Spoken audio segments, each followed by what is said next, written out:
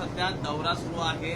ज्या खासदारांनी आपल्या पक्षामध्ये प्रवेश केलेला आहे त्या मतदारसंघात जाऊन त्यांच्या विरोधात ते बोलत आहेत. कसं पाहता या एकूण दौऱ्याकडे आपण? आता मला असं वाटतं की सर्व निघून गेल्यानंतर दौऱ्यामध्ये काही अर्थ प्राप्त होत नाही.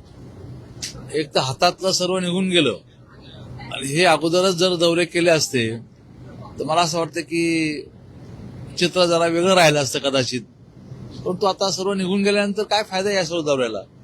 मला वाटत नाही काही वांझोटा दौरा हा राहील. वांझोटा दौरा 100%.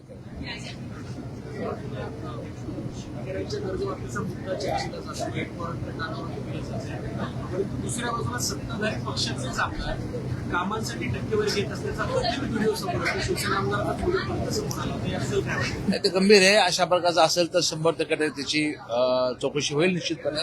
परंतु त्याची सत्यता पडताळून पाहावं लागेल काय आहे ते. आरटीओमध्ये जे अधिकारी कारवाई करतायत त्यांना अधिकारी देतोय. जर अशा पद्धतीच्या कारवाई केल्या तर तुम्हाला कशा पद्धतीनं अडकवलं जाईल त्याचे अनेक कसं अधिकाऱ्यांना अडकवलं जाईल त्याची उदाहरणं देतोय.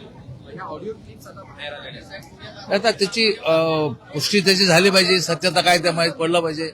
त्यानंतर ठरेल सर्व. डिपार्टमेंट सक्षम आहे आणि प्रतापरावजी करतील कारवाई.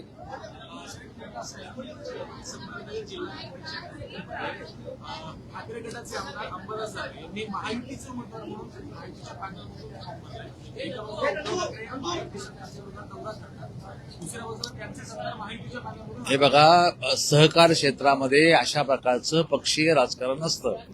अशा प्रकारचं पॅनल ठरतं, ही गोष्ट खरी आहे. पण पॅनलमध्ये जर यांना घेतलं असेल तर तिथं सरकारमध्ये कधी राजकारण नसतं. मला असं वाटतं की तो जिल्ह्याच्या विकासाच्या संदर्भातला विषय आहे.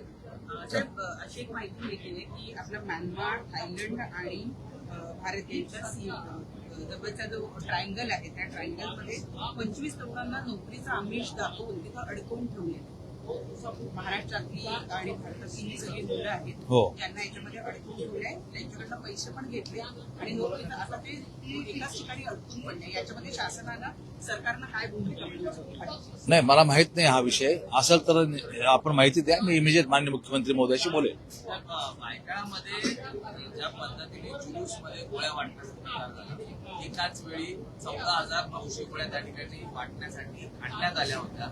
अशा घटना तर गांभीर्याने आता समोर येताना पाहायला मिळत आहेत. शासनाकडनं ही अशी कीटकनाशक औषधं आहेत हे प्रिस्क्रिप्शन शिवाय दिली जात आहे. या संदर्भात आपण सभागृहात काही प्रश्न उपस्थित करणार. बघा, गृह विभाग याच्यावर सक्षम आहे. गृह विभाग याच्यावर कारवाई करील. आणि जर असं होत असेल तर निश्चितपणे सभागृह त्यासाठीच आहे. आपण आमच्या लक्षात आणून दिली, आम्ही तिथं 100% मांडू. हा विषय समजून घेतो मांडतो. चला, घर श्रीमंत नाही 304 लोकांनी घर नाकारलेली आहेत. नाही, मला नाही माहिती त्याच्यावर. थँक्यू.